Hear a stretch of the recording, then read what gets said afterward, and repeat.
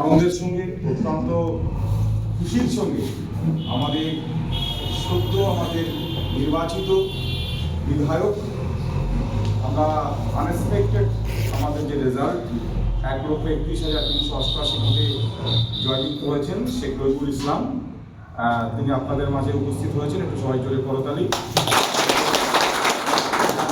সব কিছুই আছে এখানে, শান্তিদা থেকে শুরু করে আমাদের সবাই আছে এখানে। আমাদের প্রধান সাহেব আছেন, আরশাদ ভাই আছেন, সমস্ত নেতৃত্ব। আমি কাউকে আর নাম করে সময় অতিবাহিত করব না।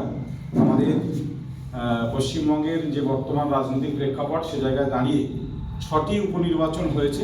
সেই 6টির মধ্যে আমরা সর্বোচ্চ ভোটের ব্যবধান 10% ভোট কম পোল হওয়া সত্ত্বেও 86 ছিল লোকসভায়, সেটা 76 এসছে। উপনির্বাচন তার একটা মূল কারণ, উপনির্বাচনে ভোটদানের গতি একটু কম থাকে।